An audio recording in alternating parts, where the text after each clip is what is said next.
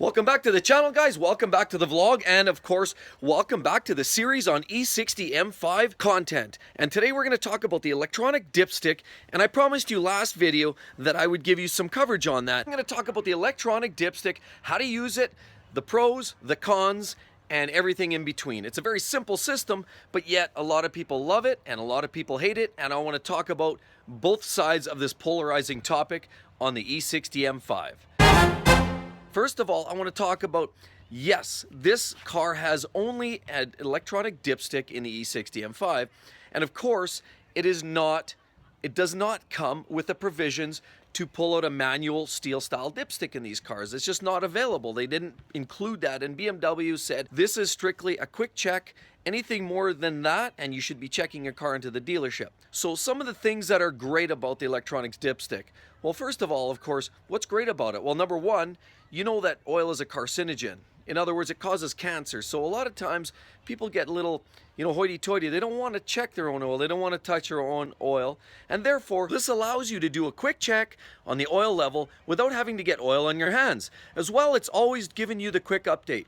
Do you realize that it takes a period of time, usually in the way of 30 minutes or more, for it to automatically readjust, recalibrate, and respit out the latest on oil level? But that's okay. It's constantly in a state of updating your oil level. Now, that's the most accurate way. The least accurate way is the fast quick measurement. Say you want to check after you've added a little bit of oil. You want to do a quick check and see where the oil level sits now. Well, there is a way to do that. So to do the manual fast check, first of all, the car has to meet certain criteria. Some of that criteria, of course, is the car must be fully warmed. You have to have driven it at least 10 kilometers or about 6.5 miles.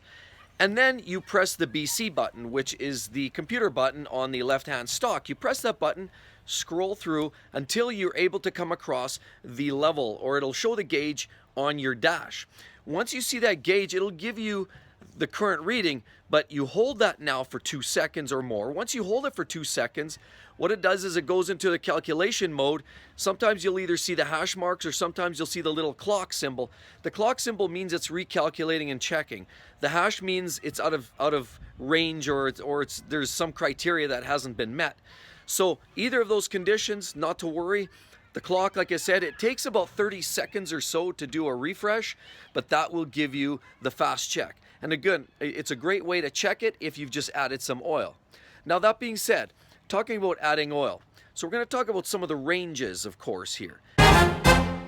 Now, these levels that you're looking at, when you see the number refresh on your gauge, that is X amount of liters over the minimum mark. So if you see 0.5, that means the oil level is currently sitting at about half a liter over the minimum mark. If you see it 0.8, that's 0.8 liters above the minimum mark, and so on and so forth. Now, we'll talk about the different ranges. If you see a range, for example, of 0.6, that is usually a healthy zone. That's somewhere in the middle where you don't really need to add oil. I would suggest you don't add oil and just let it ride it out. That way there's no confusion and certainly no possibility of making that mistake and adding too much oil, because if you add too much oil, you are likely to damage the motor. And that's not just my instructions, that's certainly coming right out of the BMW manual. Now, if you're at the 0.00, that's the next range. That really suggests that you have 0 extra quarts above the minimum mark. You are on the minimum mark, and that means, according to the owner's manual, get oil in that engine as soon as possible. And I would suggest at least within 100 kilometers or so, you want to get oil in there. You don't want to run it too far in the minus. And you also have to be careful when you do add that liter that you don't add more than a liter. So you add somewhere between up as much as a liter or somewhere less than a liter. But definitely add oil. Get off of that minimum mark, but don't go over the maximum mark. That also can be hazardous. The third level is if you get something that say reads 1.2, 1.4, 1.5, that means you have way too much oil in the engine, and that is a hazardous condition for the engine. And what I would recommend is take the time, drain a little bit of oil out of the bottom. Yeah, I know it can be a messy job. Don't back the bolt out all the way. Maybe just let it drizzle out a little bit. Get some of that oil out of there, recheck, and make sure that you run that car no more than 1 liter in that range. That can cause damage to the motor. Now, the fourth range is If you're at 1.0, what that means is you are right on the maximum mark. And that's a good place to be. That's ultimately where you want to reside after an oil change or after a top up. That's the best place to be. That's maximum oil. You can be slightly less. If anything, you are better off being slightly less than that. But that is the highest you want to be, is 1.0. So the fifth scale that the owner's manual suggests shows the little clock, but there's no number associated with that. And as I mentioned before, all that means is you've attempted a quick measurement, it's going through its calibration process, and that means basically sit still and wait for it to do its job. It will likely, if you're sitting and the car's warmed up and you've put the right miles on it, it'll likely be less than 30 seconds to wait. But it could be longer than that if the car's not warmed or you have to go for a longer drive yet. So wait, all that's telling you is that it's calculating and it's trying to calibrate and find out what your latest measurement is. The sixth one is actually shows the hash mark. That usually means something's not ready, maybe one of the conditions aren't met, or there's just something not quite right. So that's one of those things. Just try and try again. Make sure that you meet all those conditions. For example, the car's warm, you've driven over 10 kilometers, and that maybe you let the car sit for a few minutes and idle so that everything settles down. That would be probably my suggestion if you see that number or that little hash mark and you're not satisfied with the results. So now we'll talk a little bit more on the whole idea of having a manual dipstick. Does this car also have a manual dipstick? And the short answer is no, it doesn't. Of course, it has the electronic dipstick only. And I know for enthusiasts or do-it-yourselfers, most people frown on this whole concept. A lot of people like the idea of checking their oil. And there's certain things more than just checking the level of the oil. Some people like to grab the dipstick and check to make sure the condition of the oil. Is it really dark? Or does it have a pungent odor of fuel? Raw fuel can indicate an issue with fueling.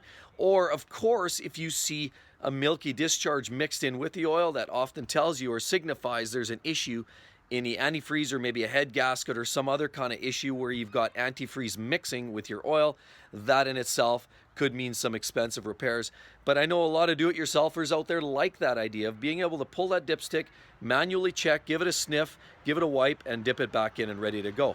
I would say, unfortunately, BMW does not accommodate this in this car. That'd be super if they had both features, because I agree the electronic dipstick is great for those quick checks.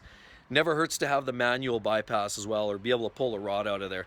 But, you know, again, BMW caters to that clientele, and as far as I can tell, it's the technology they're moving along. Same thing with the electronic e-brakes and a lot of the other things that they offer. And, you know, a lot of people maybe don't like to move with the technology. I know I'm one that, definitely likes the old school, but at the same time, I can certainly grow with the new tech. This isn't a bad way to go. I mean, electronic dipstick is kind of handy. The only thing I worry about is if the thing decides to fail at some point. So the other question I know people have asked, can you get an upgrade, a retrofit? Short answer, no. You cannot get a retrofit kit to put a dipstick, as far as I'm aware, as far as I'm seeing. And even just, my own sense tells me that's probably not even possible, because most engines have what you call a wet sump. And so you have a tank of oil underneath the engine. It's basically part of the motor, and it holds, all 4 or 5 liters of oil that your car typically holds.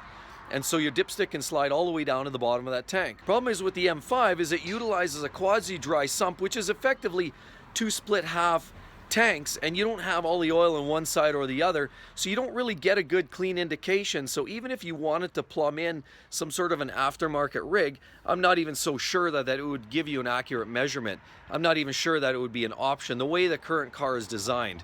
I mean, that's not to say you couldn't redesign around that, but again, that sort of this whole electronic dipstick concept sort of just goes in line with with the overall design of the engine, as well as the technology that they wanted to incorporate. So again, everybody, I really hope you enjoyed the video. Mark here, signing out again. Of course, make sure you subscribe if you haven't done so already, or if you're not currently a channel subscriber, make sure you do become one.